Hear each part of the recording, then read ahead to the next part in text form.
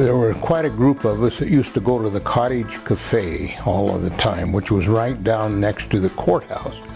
And we'd go over there every morning and have coffee and just talk about different things. We got to talking about all kinds of things. There were lots of things that had been done in this community.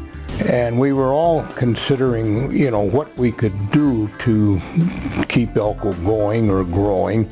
Our high school and all was geared for students to go to college, to universities.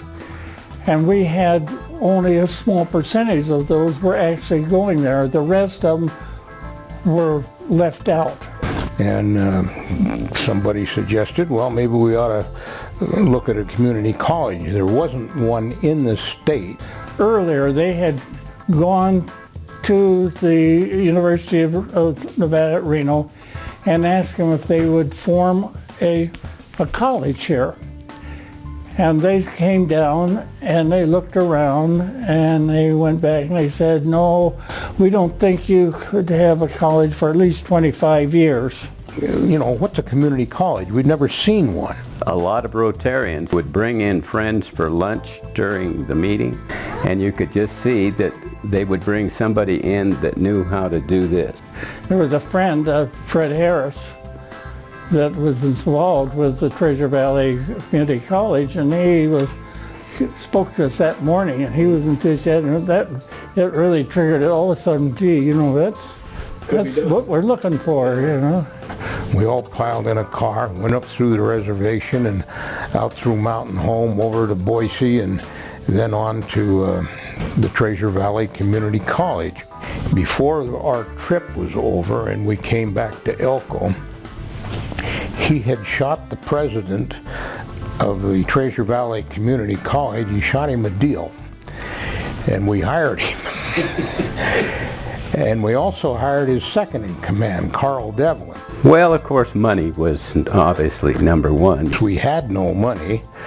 They had the fundraising, and that was Paul Sawyer's kind of bailiwick. That's how that day's pay came about. We were kind of canvassed the community, and we got everybody to donate.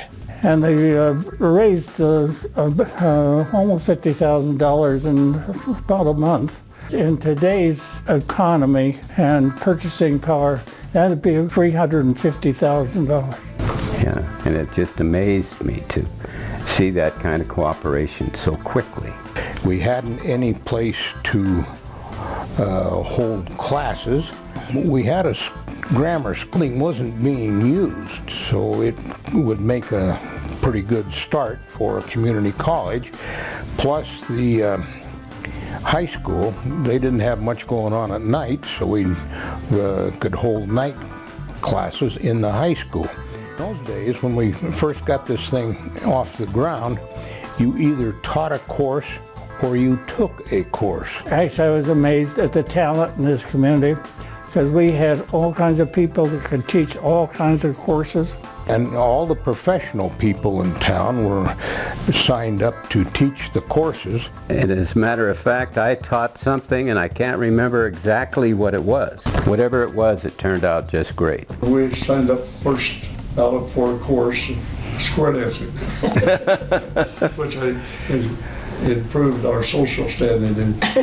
My wife and I took Spanish. There were about 20 just old timers in town taking Spanish just to keep for this college, I made a breadboard. It's been a hell of a ride.